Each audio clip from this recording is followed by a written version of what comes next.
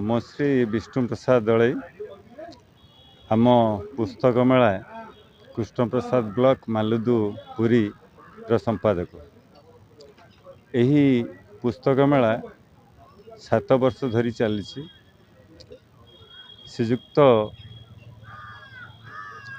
बारिक सार प्रचेष्टा रे यही पुस्तक मेला गढ़ी उठी। बानावर बारिक जड़े सुसाहित्यिक आ गवेषक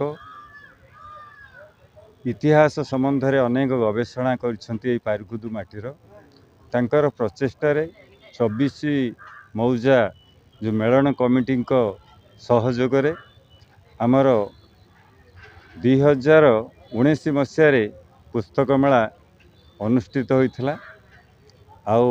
वर्तमान 7म वर्ष रे पदार्पण करिछि। ए वर्ष ए कार्यक्रम 3 दिन धरी चलिबो। प्रथम भी बुक स्टोर भाବରେ आमर एठाकू बरहमपुर विवेक बुक स्टोर बुडुंको प्रतिनिधित्व रे एवं प्रभात बुक स्टोर अशोक बाबू प्रतिनिधित्व रे एवं कमला प्रकाशनी बालेश्वर रु मध्य आछंती। बही भी 2 दिन कार्यक्रम सरी बही सुंदर भावरे तांकर बिक्री होउछि।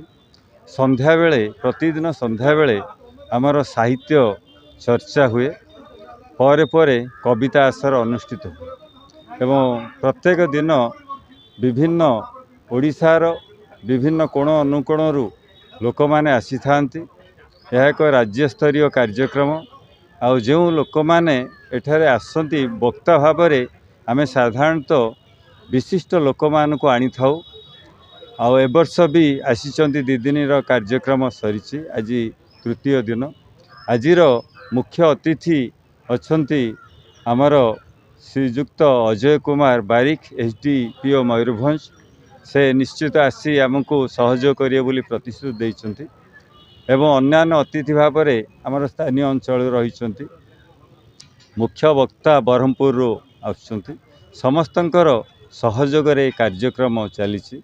आम अनुष्ठानर कोषाध्यक्ष विद्याधर नायक विद्याधर प्रधान एवं युव कवि मनोज बारिक ललित स्वाई दैतारी सारे सुरेंद्रनाथ प्रधान समस्तंकर सहयोग सहानुभूति एवं सभापति श्रीजुक्त उल्लास चंद्र जेनाक नेतृत्व रे एवं प्रदीप दास केदारनाथ दास समस्तंकर सहयोग रे कार्यक्रम चलुछि।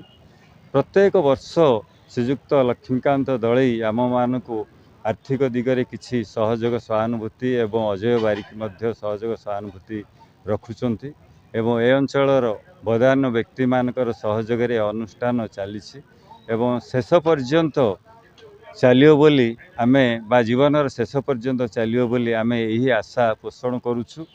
आ पुस्तक होची मस्तिष्क मंथनर एक निर्यास। तेणु जेतिकी आमे बही पढ़िबा सेतिकी ज्ञान लाभ करिबा सेतिकी आमे जीवन रे सेतिकी सफलता हासिल करिबा। तेणु समस्ते पुस्तक प्रति आग्रह प्रकाश करिबा उचित। जय जगन्नाथ।